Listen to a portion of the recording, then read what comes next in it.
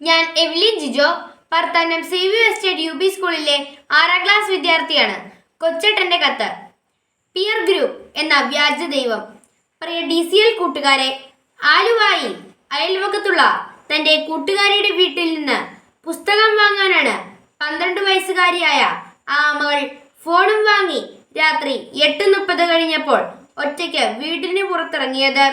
എന്നാൽ അവൾ കൂട്ടുകാരിയുടെ വീട്ടിലും എത്തിയില്ല, അമ്മയുടെ അരികിലും എത്തിയില്ല. ആദ്യ കയറിയ അമ്മ വിവരം പോലീസിൽ അറിയിച്ചു. സമർത്ഥരായ ആലുവ പോലീസ് കേസ് അന്വേഷിക്കുന്നു. കുട്ടിയുടെ കയ്യിലുള്ള അമ്മയുടെ ഫോൺ ലൊക്കേഷൻ നോക്കിയപ്പോൾ സ്ഥലം കാസർഗോഡ്.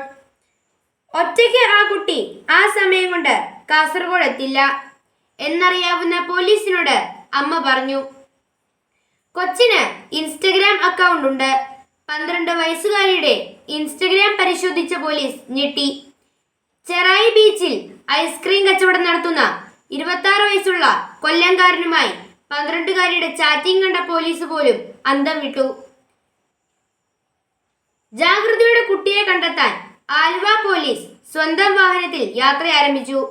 ആലുവ, കാസർഗോഡ്, മംഗലാപുരം, ഗോവ വഴി മുംബൈയിലെ ധാരാവിയിൽ, അവിടെ നിന്നും ഡൽഹിക്ക് പോകും വഴി പൂനെ റെയിൽവേ സ്റ്റേഷനിൽ വെച്ച് കൊച്ചിനെയും ബെസ്റ്റിയെയും പോലീസ് പൊക്കി.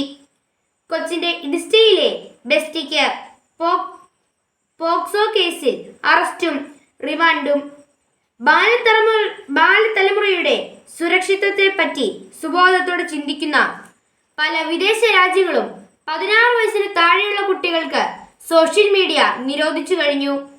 Australia, Brazil, UK, Indonesia, Malaysia തുടങ്ങിയ രാജ്യങ്ങൾ 2025 മുതൽ കുട്ടികളുടെ ഓൺലൈൻ ഉപയോഗം, സ്ക്രീൻ ടൈം, സോഷ്യൽ മീഡിയ അക്കൗണ്ടുകൾ എന്നിവ പരിശോധിക്കുകയും നിരോധിക്കുകയും ചെയ്തു കഴിഞ്ഞു. ആ രാജ്യങ്ങളെല്ലാം ബുദ്ധിവികാസം പ്രാപിക്കാത്തവരാണോ? ശാസ്ത്രീയ പുരോഗതിയെ അംഗീകരിക്കാത്തവരാണോ? അല്ല, പുരോഗതിയുടെയും വികസനത്തിന്റെയും 1ാം നിരയിലുള്ള രാജ്യങ്ങളാണ് കുട്ടികൾക്ക് സോഷ്യൽ മീഡിയ നിരോധിച്ചത്. പ്രിയ കൂട്ടുകാരെ, ഈയടുത്ത കാലത്ത് ചില കൂട്ടുകാരുടെ സ്വഭാവവും പെരുമാറ്റവും മാതാപിതാക്കളുടെയും മുതിർന്നവരുടെയും ഏറെ ആകുലചിന്തരാക്കുന്നുണ്ട്. ആരാണ് എൻ്റെ യഥാർത്ഥ കൂട്ടുകാർ എന്ന സത്യം വീട്ടിൽ പറയാത്ത കുട്ടികളുടെ എണ്ണം കൂടുകയാണ്. പല കുട്ടികൾക്കും അവരുടെ പെരുമാറ്റത്തെയും ശീലങ്ങളെയും തീരുമാനങ്ങളെയും സ്വാധീനിക്കുന്നത് അവരുടെ മാതാപിതാക്കളല്ല, മതബോധനം പകരുന്ന ധാർമ്മികതയല്ല, പകരം അവരുടെ പിയർ ഗ്രൂപ്പാണ്. സമപ്രായക്കാരായ കൂട്ടുകാരാണ് പല കുട്ടികളുടെയും ദൈവങ്ങൾ. മുമ്പ് മാതാപിതാക്കൾ പറയുന്നത് ദൈവം പറയുന്നത് പോലെ മക്കൾ കേട്ടിരുന്നു. ഇന്ന് പിയർ ഗ്രൂപ്പാണ് എല്ലാവരുടെയും ദൈവം. സോഷ്യൽ മീഡിയയാണ് ദൈവം.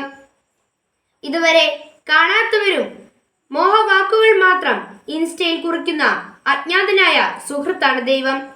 മക്കളെ കൺമുൻപിൽ കാണുന്ന മാതാപിതാക്കളെയും സഹോദരങ്ങളെയും ഗുരുഭൂതരെയും അവഗണിച്ചിട്ട് മറിഞ്ഞിരിക്കുന്ന വ്യാജ സ്നേഹിതരെ വിശ്വസിച്ചാൽ മക്കൾക്ക് വഴിതെറ്റും എന്ന് തീർച്ച. ചെറുപ്പം തന്നെയാണ്. മക്കളെ, ചെറുപ്പം ഒരിക്കലും വലുപ്പമാകില്ല. മാതാപിതാക്കൾ നിങ്ങളെ നിങ്ങൾ ആഗ്രഹിക്കുന്നത് പോലെ വളർത്തണോ അതോ നിങ്ങളുടെ നന്മയ്ക്കായി വളർത്തണോ? അവരുടെ ജീവിത പാഠങ്ങൾക്ക് ഒരു വിലയുമില്ല. തഴച്ചു വളരുന്ന പല ചിന്തകളിലും പിടച്ചു വളരുന്നതാണെന്ന് നല്ല കർഷകന് അറിയാം. നല്ല കർഷകൻ ചില്ലകളുടെ ചൊല്ലുകൾക്കനുസരിച്ചല്ല പ്രവർത്തിക്കേണ്ടത്. ഫലം കായ്ക്കാത്ത ചില്ലകൾ വെട്ടി ദൂരെ എറിയണം. അതുപോലെ മക്കളുടെ പല ചീത്തശീലങ്ങളും ഉപേക്ഷിക്കാൻ മാതാപിതാക്കൾ പറയുമ്പോൾ മക്കൾ അവ ഉപേക്ഷിക്കണം. അല്ലാതെ വല്ലപ്പോഴും പിയർ ഗ്രൂപ്പിന്റെ കയ്യടി നോക്കി കുടുംബത്തെ മറക്കുന്നവർ വ്യാജന്മാരുടെ പിന്നാലെ പോയി നിത്യമായ ചതിക്കുഴിയിൽ നിപതിക്കും. കൂട്ടുകാർക്ക് ശരിയായ വഴി വളരുവാനും കുടുംബത്തിന്റെ ഐശ്വര്യമാകാനും ഇടവരട്ടെ. സ്നേഹാശംസകളോടെ സ്വന്തം കൊച്ചേട്ടൻ.